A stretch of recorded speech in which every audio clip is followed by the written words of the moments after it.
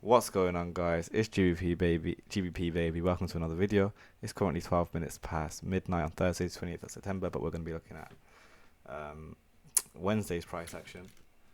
And yeah, we'll get straight into the charts. We're going to start with the monthly because I do want to mark out this monthly fair value gap on Dixie, and you can see I've graded it with the 25% levels here, here, and then here as well.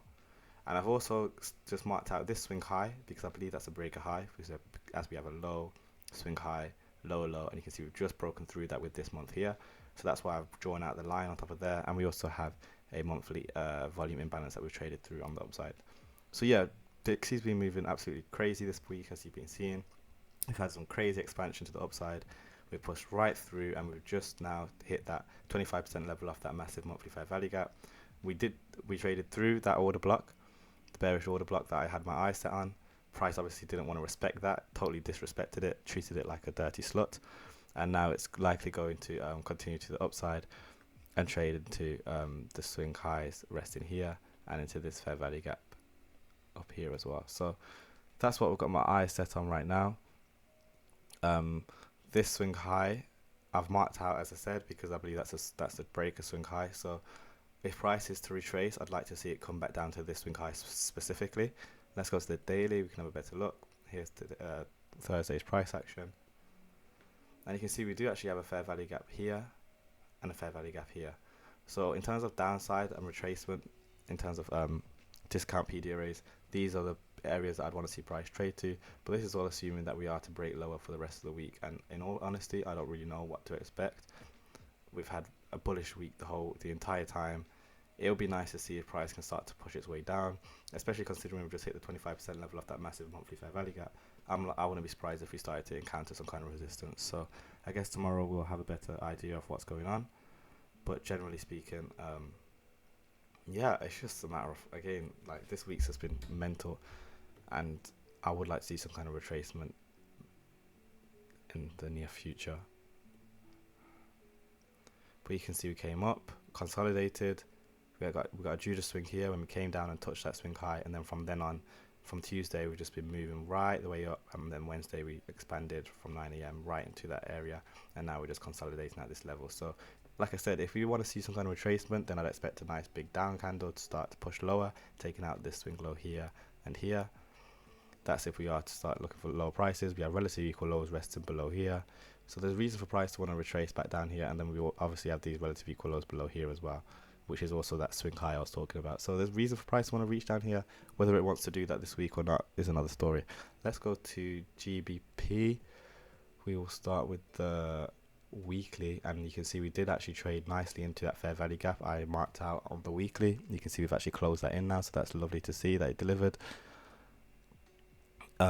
Here's Wednesday's price action. We traded right to the bottom, and then we came back up off ourselves. And now if we jump to the 4 hour, you can just see how price has managed to step its way down fair value gap. You can see I've graded the fair value gap in quarters as well, here, here, and here. So I split it into 4 the same way I did on Dixie.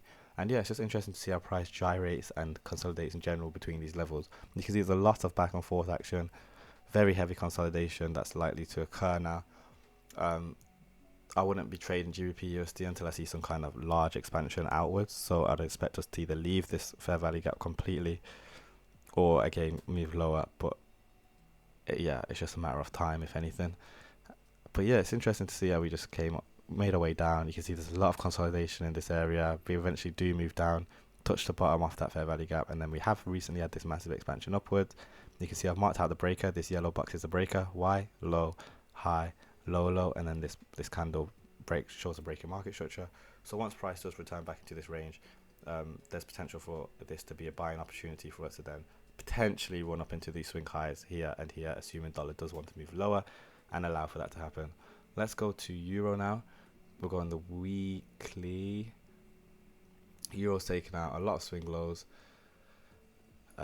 We haven't actually taken out this swing low yet, which is quite interesting, but you can see we've taken out lots of south side liquidity. And like I said, as I've been watching euro all week, if you've been watching my videos, you'll know that I didn't actually see an imbalance specifically that I wanted euro to trade to. So in terms of my